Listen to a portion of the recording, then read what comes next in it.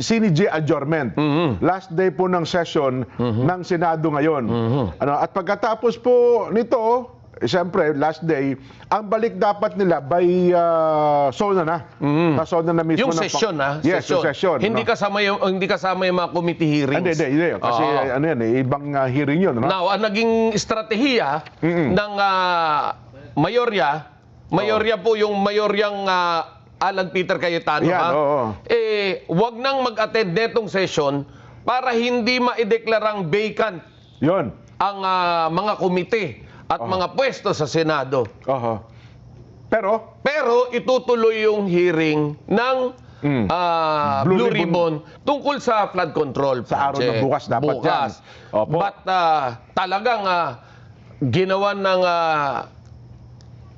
estratehiya. Merong hindi pangkaraniwang pangyayari. May hindi pangkaraniwang pangyayari na kung saan nagkaroon ng sesyon kahit wala yung Senate President at dumating bigla yung pakwento nga natin kay Mar. Ba to? Kay Mar. Hindi, teka lang.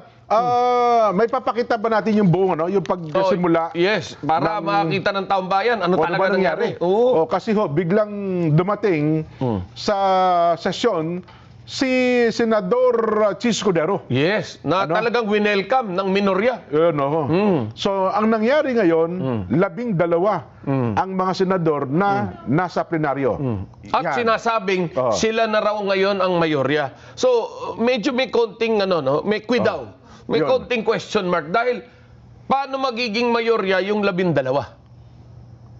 Mayorya siguro, warm body. Warm body? Oo, pero 12 kasi technically, hindi talaga sila majority kasi hindi mo pwedeng pagtan ang Senate President. Yes, hanggang hindi 13. Hindi, yun. 12 plus 1. Yes. Yun yung sinasaad ng batas. So, paano nangyari? Kailangan may paliwanag natin sa taong bayan. Ako, tagal ko nag-cover sa Senate, pero ngayon lang ako nakakita ng ganitong sitwasyon. Ganitong senaryo, no? Oo. Sige nga, pakinggan natin si Mar Gabriel na sa Senado, diba? Mar, kamusta na ngayon dyan? Kamusta na kayo? Yes, sa ngayon, katatapos lang nung magkakasunod na mga pangyayari dito sa Senado. Pinakahuli yung press conference nitong si Senator Erwin Tulfo kung saan sinabi niya na hindi papayagan yung pagsasagawa ng Blue Ribbon Committee hearing bukas sa ilalim ng liderato nitong si Senator Pia Cayetano dahil itinuturing na raw nila itong illegal dahil may bago ng chairman ng mga komite kasama na itong Blue Ribbon Committee na pinangungunahan niya ngayon ni Senator Erwin Tulfo. Pero tiniyak ni Tulfo na magsasagawa pa rin daw sila ng pagdinig sa araw ng Lunes, alas 9 ng umaga. Pero pagdating doon sa mga resource person na iimbitahan ay depende pa raw yan doon sa mga pag-uusapan ng mga miyembro nitong kanilang komite dahil kailangan pa nilang i-review at para maihanda rin yung mga dapat itanong dito sa mga iimbitahang resource person. So sa ngayon may bago na ring Senate President pro tempore itong Senado sa katauhan niya ni Senator Sherwin Gatchalian. May bago na ring majority floor leader na si Senator Mig Subiri pero nananatili na Pangulo ng Senado itong si Senate President Alan Peter Cayetano. Sa ngayon kasi 22 pa lang yung bagong 22 yung kasalukuyang bilang ng Senado at itinuturing nila na majority ng 22 itong 12 boto na nakuha ngayon ng dating minorya na ngayon daw ay tinuturing nila ang kanilang sarili bilang bagong majority bloc. Ang sinasabi nila Jen, dahil 12 lang daw sila, ang nagawa lang nilang punan at palitan ng mga bagong chairman ay itong mga posisyon dito sa Senado maliban dyan sa Pangulo dahil ang Senate President ay kailangan ng majority ng 24. Yun yung 13 votes. So yan yung nangyari ngayon. Kaya hanggat wala pang karagdagang lumilipat dito sa panig ng bagong majority ay mananatili daw na Senate President nila itong si Senator Alan Peter Cayetano. Yan. Pwede bang ikwento mo sa amin mula nung nagsimula, nung alas 3 ba ng hapon nagsimula ang sesyon, Mar? Well, kanina, Jen, nung magsimula yung forum call, yung tumutunog dito sa Senado, nagpasukan na yung 11 miyembro ng minority bloc. At gaya kahapon at ng mga nakaraang araw, noong Lunes, mga nakaupo lang din sila kanina, no? Nakaupo sila dun sa upuan nila sa right side nitong plenary at naghihintay dun sa mga miyembro nitong majority bloc. Pero sa kalagitnaan ng paghihintay nila, biglang dumating itong si Senator Chis Escudero at sinalubong siya nitong mga miyembro ng minority bloc. Nagyakapan sila at simula noon nakita namin yung senyales na paglundag na nitong si Senator Chis doon sa panig nitong minority. Sinundan yan Jen nung pagtayo ni Senator Win Gatchalian bilang presiding officer nitong sesyon at binuksan niya yung sesyon ngayong araw at sinundan naman ang pagtayo ni Senator Vicente Soto na nagmosyon na bakantehin yung lahat ng posisyon dito sa Senado at inihalal nga niya inihalal nila itong si Senator Win Gatchalian bilang bagong Senate President pro tempore na sinundan ni Senator Mig Zubiri bilang majority leader. At pagkatapos noon ay nag-appoint din talaga ng bagong Senate Secretary at ng bagong Senate Sergeant at Arms. At sinundan niya ng pag-alal ng iba't ibang chairman ng mga komite kasama na nga yung Blue Ribbon Committee na pinangungunahan na ngayon ni Senator Erwin Tulfo.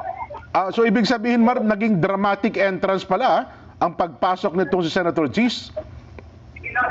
Oo, medyo ganun nga dyan. Kasi pagpasok niya, nagtayuan itong mga miyembro ng minority at sinalubong siya, nagyakapan, nagpalakpakan yung mga tao dito sa plenary, sa gallery. At nung pagkatapos nga nung adjournment kanina, may nakita tayo na medyo emosyonal, nag-iyakan pa sila. So sa tuwa dahil nga nakuha na raw nila itong majority ng 22 senators dahil wala nga Senator Bato at si Senator Estrada. May statement si Senator Chis. Sabi niya kanina, wala siyang iniiwanan at wala siyang nililipatan. Nakuha mo ba yung statement niya yon? Diyan hindi ko pa sorry dahil sunod-sunod yung mga pangyayari katatapos lang nung press con Erwin. Ngayon nung tumawag kayo, sinire-review ko pa lang dahil nga inihahanda rin natin yung storya natin. Actually kanina yung takbo ng storya natin mukhang tuloy na yung Blue Ribbon na hearing bukas under Senator Pia Cayetano pagkatapos ng live nila ni Senator Marcoleta at Senator Alan Cayetano dahil nagmi-meeting sila.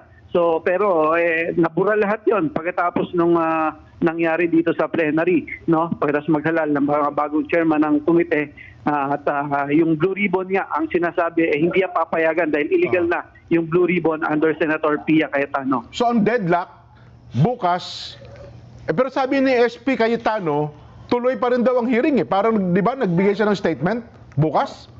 Oo nga, nakita ko rin na nag-live siya kanina. Simultaneous yung nangyayari dito dyan, Kaya halos mag-isa lang naman tayo dito, nahihirapan tayong i-monitor sabay-sabay yung sitwasyon. At dahil nga dyan, kung sinasabi ni Senator Alan Cayetano natutuloy sila bukas, tingnan natin kung yan ay papayagan. Dahil sinasabi ni Senator Erwin, nasabihan yung bagong Senate Sergeant at Arms na hindi papayagan yung gagawing hearing dito bukas. Kung may mga darating na senador at mga resource person, ang mangyayari dyan pwede raw pagtapihin lang sila dyan sa tabi-tabi, pero hindi papayagan na magsagawa ng hearing. Pwede naman daw niya magmerienda yung 18 dating sundalo, di ba? Oo, dyan. Tinanong din niya kung yung bang mga invited niyon, yan sila ba imbitahan din sa Lunes, yung itinakdang hearing nitong si Senator Erwin Tulfo, yan na i-reviewin pa raw nila, pag-uusapan pa ng mga miyembro ng bagong liderato nitong Blue Ribbon Committee. Sige, Mar, ito, naipadala pala sa atin yung statement ni Senator Chis, nakikita ba kay Benny? Yeah. Medyo malayo sa akin Sige. Yeah, the current impasse in the Senate is untenable, and unacceptable. When political divisions become too extreme and obstruct our mandate, we must all have the courage to pause, gain perspective, reflect, consider, and realize that we should put the Senate as the institution that we serve above ourselves. This is not a political contest. I am not taking sides. I am taking a stand for this Senate. My allegiance is not to any faction, personality group, or alliance. This is not about loyalty, betrayal, or choosing one group over the other. This is about duty. Hindi ito usaping pampolitika. Wala akong sinasamahan o iniiwanang grupo, pangkat o paksyon. Hindi ko sinasabi na may mali o tama o may nagkulang o nagmalabis kanino man. Ngunit hindi pwedeng manatili tayo sa ganitong sitwasyon. Ang naapektuhan na ay ang mismong kakayahan ng Senado na gampanan ang kanyang tungkulin sa bayan.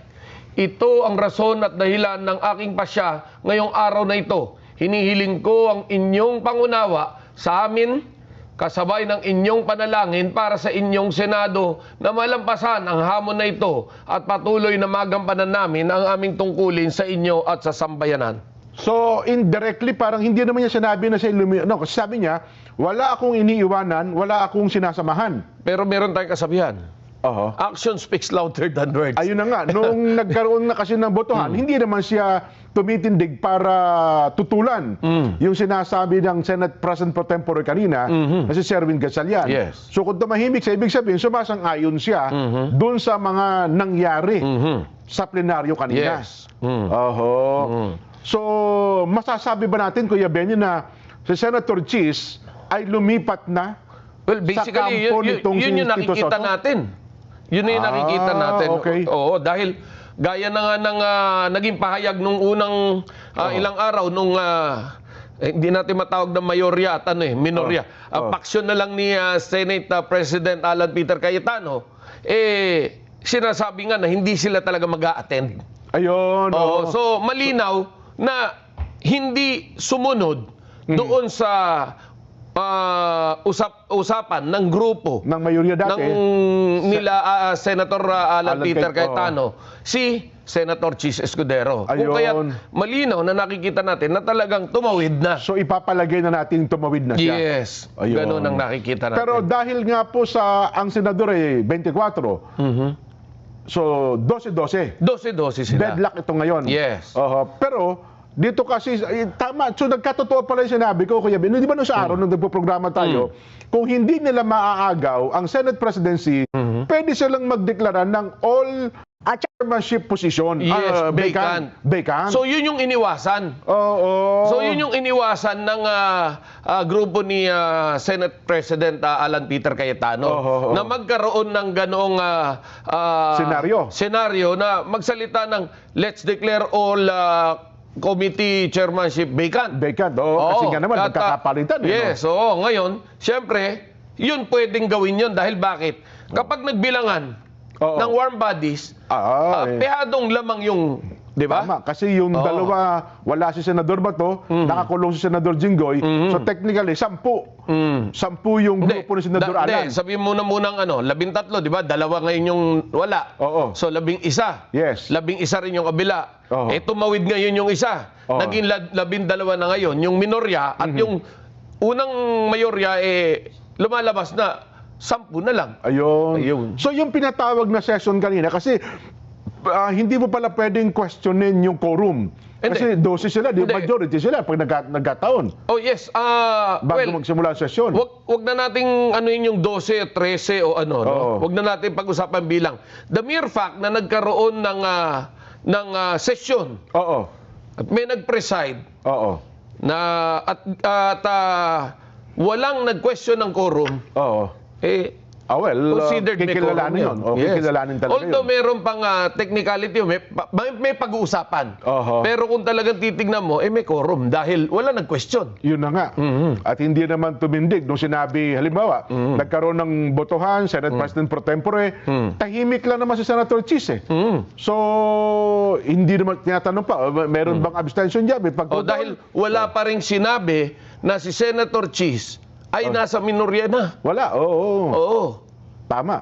So basically, At nung may representative ngayon yung minorya doon sa dito ay yung mayorya, may representative dito sa ginaganap na sesyon. At saka nung diniklarang all chairmanship vacant, kung tumindig si Senator Chis para tutulan, di masasabi natin may tumutol. May tumutol. Pero dito wala, no? May nag-question ng quorum. Oo. Yan, pwede yun. Teka lang, may paliwanag daw po Senator Erwin Tulfo. Sige, pakinggan natin. Ano ang ipaliliwanag ni Senator Win? Sen? Yung sinasabing 13, yun po ay kung kumpletong 24. Dalawa po sa amin, yung isa nagtatago, yung isa nakakulong. So we only have, ang bilang po ay 22. So divided by 2, yung sabi po na majority, para makuha majority, divided by 2, it was 11 plus 1, and that was Jesus Escudero nga po arriving today. So na-break po yung impasse when Senator Escudero showed up today. Because ang sinasabi niya po sa amin, he doesn't believe anymore on what they're fighting for. Number 2, there will be a Blue Ribbon Committee hearing on Monday. We are just moving the scheduled date from tomorrow to prepare all members. Matter of fact, I declare and I manifested that all members of the Senate, be in the majority and the new minority now, they are all members of the Blue Ribbon Committee para wala pong masabi na ika nga may hocus-pocus. Now, pertaining to those invited resource persons, hindi po ako sangayon because we have to review these people. May sasabihin po ba talaga? Mayroon po bang i-disclose? We have to review this. Number 2, the proper way to invite resource persons, you do not give it out to the media. You give it to the members first. Ang nangyari po kanina, yung lista na sinasabi nila invited sa Blue Ribbon, hindi po dumaan sa tamang process.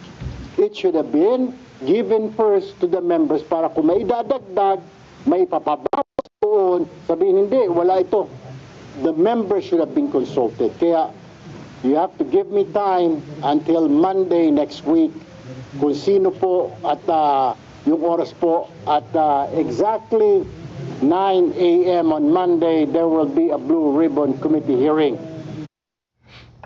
Ayun. Ano naman ang sagot ng Senate President pa rin? Hindi po natandaan niyo po, Hindi siya napalitan. Hindi po napapalitan ng Senate President. Dahil malinaw na isinasaad sa rule ng Senado Yes. na may tuturin ng batas na 12 plus 1 lamang ang makakapagpalit ng Senate President. Yan. Ano naman ang kanyang paliwanag tungkol dito? Panoorin natin. Nagkaroon din po siya ng pahayag kanina. Panoorin natin. Latest po ito mula kay Senate President Alan Peter Cayetano. By the minority, in cooperation with some people in the administration, by them trying to undermine the leadership of the Senate at pinapalabas ng magulo ang Senado. Pero mas mabigat po ang usapin natin ngayon. Bakit po? Dahil may tanong po tayo. Una, has Philippine democracy died again? Pangalawang tanong, binasura po ba ang Philippine Constitution? Bakit po ito tinatanong? Simple po, ang nakalagay sa konstitusyon ng Pilipinas, pwedeng mag-conduct ng business ang Senado by a majority of all its members. Ang majority po ng 24 ay 13 po. 13 po ang numero. Yung sinasabi po nilang kaso, yung po ay ibang-iba. Nag-adjourn po kami nung nag-walk out sila. So that means they have to call the roll at kailangan 13. Yung binabanggit nilang kaso po, hinahamon ko lahat ng abogado. It is not applicable kasi doon po tuloy-tuloy yung sesyon. Tinigil tapos sinabing may continuing quorum po sila. Tayo po, malinaw na malinaw sa records, ay nag-adjourn last Tuesday at sinabi na tayo ay muling magre-resume ng alas 5 nung Lunes. So, what is the point of going through this? The question we have to ask ourselves is that, is the Constitution but a piece of paper to this administration? Has the judiciary ceased to function? Wala na bang Senado? Yun na po ba ang pananaw ng ating administrasyon? Ang tingin ba po ng 12 senador ay basta't kakampi mo ang Malacanang ay wala ng batas. Kung titingnan niyo po ang Rule 1 and 2 ng Senado, na ayon to sa Philippine Constitution, para i-elect ang Senate President at ang Senate President Pro Tem or Pro Tempore, ay kailangan po 13.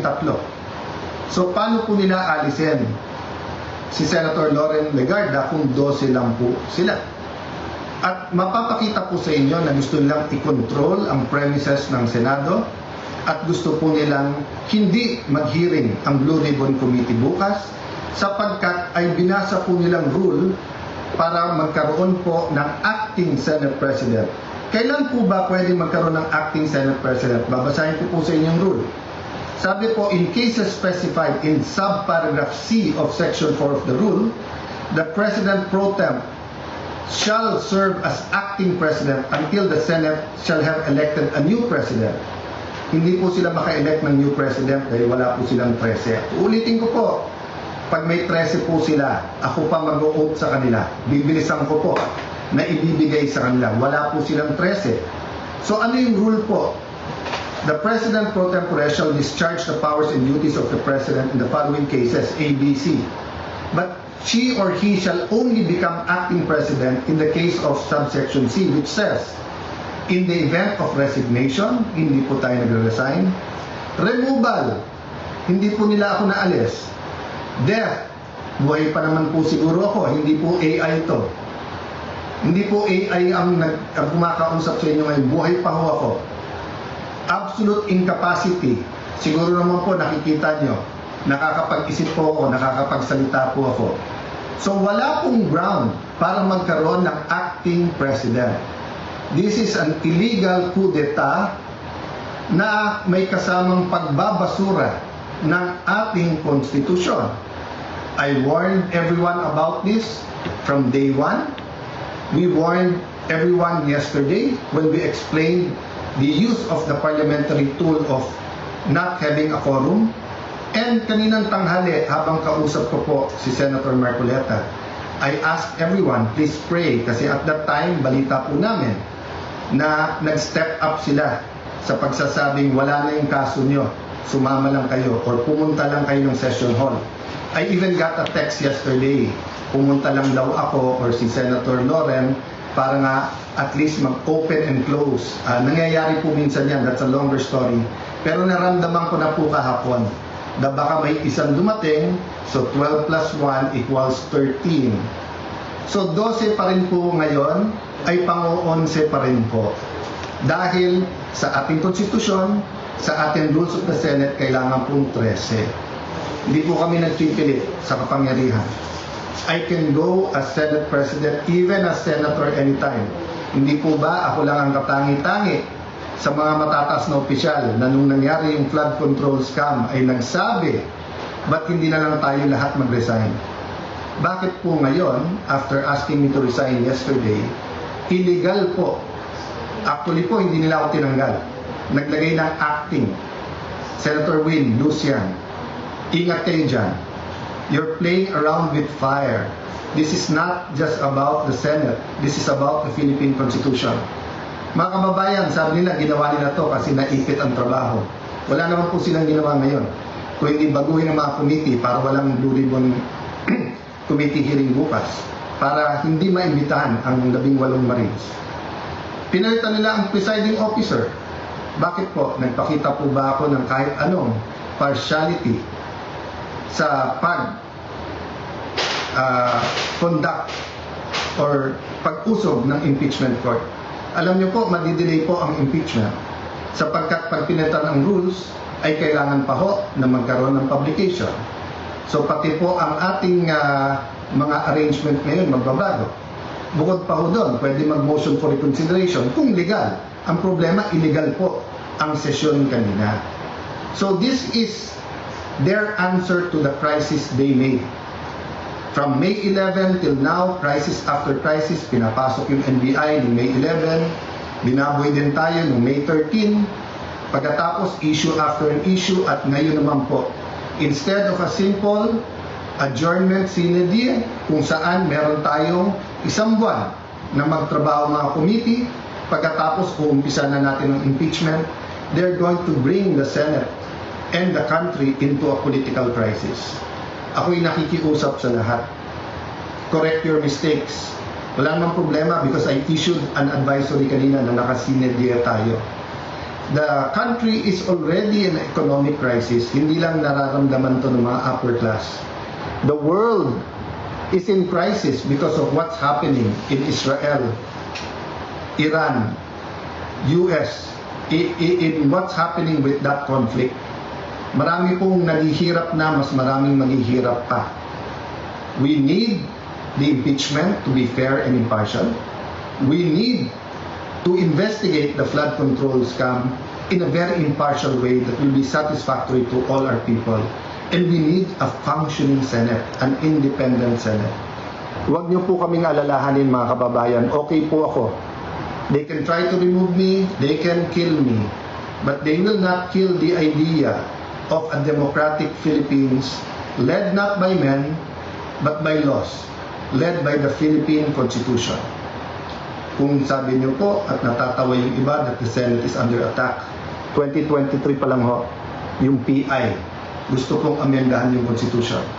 After magsalita si Senator Aimee, wala daw katotohanan yun. Ngayon po, binasura ang Constitution. Ano ba tingin yung kasunod nito? So mga kababayan, again, God is sovereign. Let's all reflect on this and pray. But tomorrow, tuloy ang hearing ng Blue Ribbon Committee. I am still the legitimate, legal, moral Senate President of the Republic of the Philippines. There is still functioning committees. We have to hear the testimonies. Invited po, pati po yung mga gumawa ng illegal ngayon. You can try to stop us, but you will be stopping the Filipino people. So sa ating mga kababayan who wants to pray or have a prayer vigil sa Senado bukas, pumunta po kayo. Pag hindi po kami pinapasok, sama-sama na po tayo outside the Kulambo. Ang problema po, pag in-outside nyo the Kulambo, ang mga legitimate leaders ng Senado, para nyo na pong sinabing sinunog nyo po ang Philippine Constitution. Sana naman po, tonight, makapag-isip-isip ang mga gumagawa nito. Again, sincerely po, we pray for all of our leaders and we tell everyone here, let's pray for our country and may God bless the Philippines. Ayun, mga kababayan, ano? Pwede ba natin tawaging sa nagaganap ngayong sitwasyon magkakaroon tayo or nagkaroon na tayo ng constitutional crisis? Parang meron na tayo, no? Oo. Puntusan ko lang yung quorum, Kuya Benny, ha? Kasi ito po ang kiniklaim ng Gatchalian Group, ha? Gatchalian Group Okay. claims that 12 senators constitute quorum because Estrada and De La Rosa cannot attend the session and can officially conduct business. Ano, ha? Thus, changes in Senate composition is legal and valid. Yun ang mga Gatchalian position. Samantalang sa Cayetano Group naman, ano ang kanilang posisyon, quorum is still 13 senators. Tama. Quorum is still 13 senators. 12 senators did not constitute quorum. Thus, Senate cannot officially conduct business. Natandaan niyo po, the Senate cannot officially conduct business. Any changes in Senate chairmanship is illegal and invalid. Okay. Yan po yung Cayetano Group at saka yung Gatchalian Group position sa usapin ng quorum na ito. Yun ang sinasabi ko. Ayan, magkakaroon na ng pagtatalo yan. Pagalingan na naman ng debate yan. Yan. Okay. Now, well, tama. At ang mayorya ng 24, 13. Oo. Tama yun. But again, yung quorum nga, since talaga namang may naka-schedule, at wala naman naging formal na deklarasyon na walang session ngayon, no? Hindi natin nakita yon. Oo. Wala nag-question ng quorum. Nung tumindig si Si Gatchalian. Oo. So, isa ring pagtatalunan yan, isa ring pag-uusapan Kasi yan. kung may kumwesto nun, debate na kayo, Debate hanggang matapos na yan. sa filibuster na rin ang Oo. mangyayari dyan. Yes. Hindi, quorum talaga. Oo. Parang yung quorum, yung tinawag nga ni SP Soto nung dati, di ba? Nung nag-walk out yung 11, quorum call eh. Oo. Ayun ang talagang kinwestiyon nila yung quorum. Pero dito kasi walang kumwestiyon eh. Well, pero ito po ang binabanggit natin. So ano ang punto, Kuya Benny, sa usaping ito? Ang punto sa usaping ito, binigay pa rin yung leader, no? Oo. Ginalang pa rin nitong bagong pasok na grupo nila Gatchalian, Oo. yung 13, yung 12+1 na pagpalit ng leadership ng Senado. Aha. Nirespeto nila yon. Pero ang pinalitan nila ngayon, yung pro tempore. Aha. Okay? Kasi deputy yan. Yan ang pinaka-deputy Senate President. Yes. Oo. So, ngayon, ang problema natin is yung hearing bukas. Yan. Sinabi naman ni Senate President Alan Peter Cayetano, tuloy ang hearing. Aha. At sinabi naman ng bagong upong chairman Na tinalaga ng na bago. tinalaga ng bagong grupo ni Senator Gatchalian na hindi, Lunes tayo. So, ano ang aasahan ng taong bayan bukas? Nako. Magkakaroon na naman ng krisis. Mukhang ganun ang mangyayari dyan. Ano So ha? magkakapalitan, definitely magkakapalitan ng maanghang na salita yan. Oho. Yun lang salitang binitawan kanina ni Senator Erwin Tulfo na batuhin mo man ng palakol. Aha. Itatalbog lang yung palakol. Di ba? Sa mukha. Di ba? Medyo medyo malalim na. Yung Iringan. sa magkabilang panig. batikusan, Oho. maanghang na salita. Pero ako nare-realize ko, Kuya Benny, kasi dati sinasabi nila, ang issue daw dito, impeachment. Ako sa tingin ko, mukhang flood control talagang issue, no? Mukhang Yung ganon. usapin Mukhang talaga ganon. ng flood Dahil control, no? Bakit kailangan, alam mo, dapat hinayaan natin eh. Oho. So, sa atin naman, benefit of the doubt. Oo. On Monday, magsasagawa pa rin ng hearing si Senator Erwin Tulfo. Diyan makikita naman natin. Hindi, pero ako, Di ba? gusto ko malaman kung ano mangyayari bukas. Kasi ang bukas. sabi ni Senate President Alan Cayetano, yung nangyaring yun kanina ay invalid at illegal. Yes. Ano ha? So, siya pa rin ang Senate President, yung kanyang kapatid pa rin na si Pia Cayetano, ang chairman ng Blue Ribbon Committee. Yes. Ano ha? Ang punto naman dito, sabi kanina na Senador Erwin Tulfo, ikinordinate na po nila ito sa USAA, maging sa Malacanang. Naglagay na raw sila ng bagong Leadership leadership ng USAA. Oo. Paano kung harangin bukas, hindi papasukin? Sa bandang huli, sinabi po ni Senate President Alan Cayetano, ano ba ibig sabihin yun? Magbibigil na rin ba sila dyan? Nananawagan na po sila ng mga taong pumunta kayo doon sa Senado para... Kung kaya napipintong krisis ang nakikita natin dito. Diba? Ako sa tingin ko, Kuya Benny, hindi lang ito napipinto, kundi mukhang meron na talaga tayong constitutional crisis sa usaping ito. Yes, sa nangyayari Diba? ngayon. Yes. Krisis ito. At hindi po ito isang biro. Yes. Krisis ang buong mundo sa petrolyo. Tayo naman ay mukhang dinagdagan pa natin ng krisis sa politika. Mabigat. Hindi, ang Yung bukas, mukhang yung 18 sundalo ay mukhang desididong pumunta bukas. Ano ha?